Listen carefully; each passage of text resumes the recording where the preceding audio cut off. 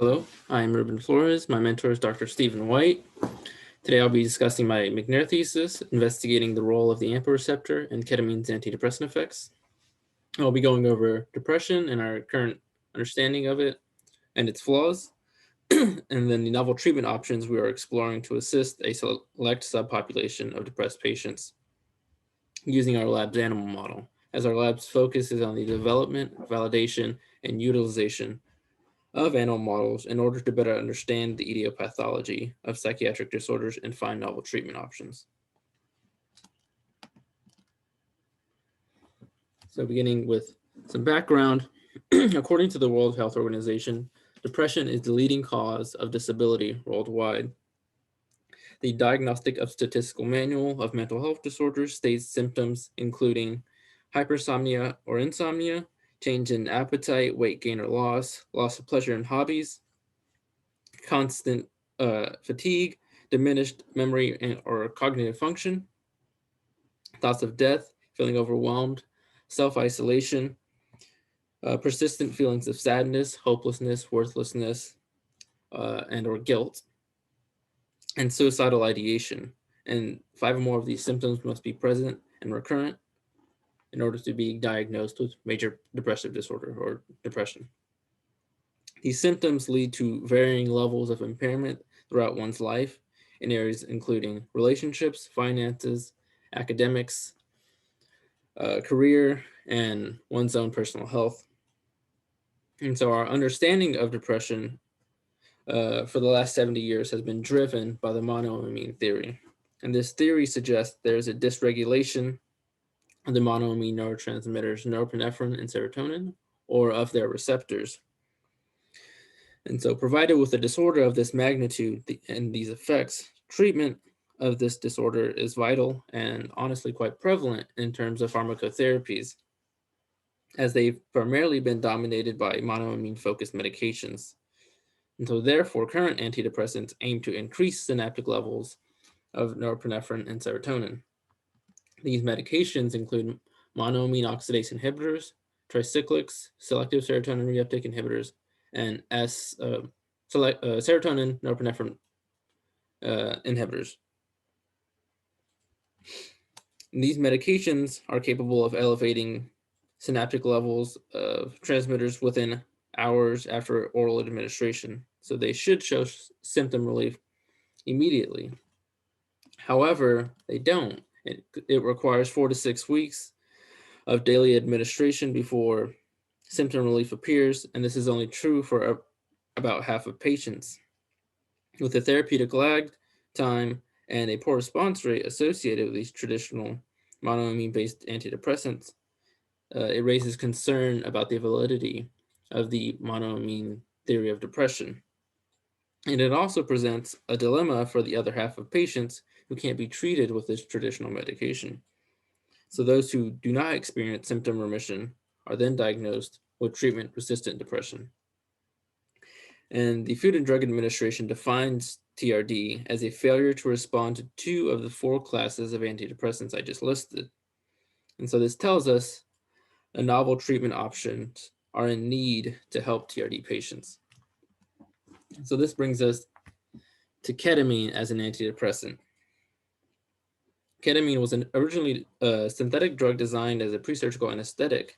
However, administered at a dose of 0.5 milligrams, delivered intravenously over 30 minutes to an hour, it's been shown that antidepressant effects lasting up to a month or more for patients suffering from MDD, TRD, and bipolar depression. And this is excellent because this drug pulls us away from the monoamine system, and instead it acts on the glutamate system.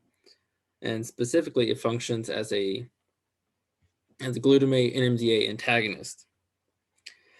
However, ketamine's antidepressant effects are unique compared to other NMDA antagonists, as others fail to demonstrate antidepressant effects. And so it raises the question, why is ketamine special?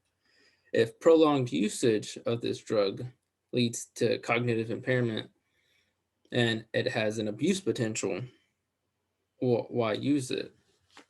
And so this brings us to another glutamate receptor, the AMPA receptor. And recent research found the ketamine metabolite hydroxynorketamine, or H&K, posed antidepressant effects and increased activity at the glutamate receptor, AMPA, and did not bind to the NMDA receptor in doing so. Furthermore, blockade of this receptor using the AMPA antagonist NBQX prior to the administration of ketamine prevented ketamine's antidepressant effects. So these findings suggest the AMPA receptor, stimulation of the AMPA receptor is required to produce the acute effects of ketamine. Well, however, these results have not been tested in a TRD model, as there have not been any until now.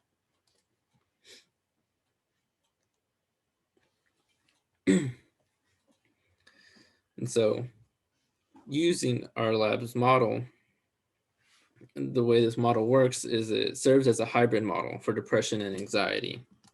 The chicks are raised socially in a group with their conspecifics, and then we place them into an isolation apparatus displayed here.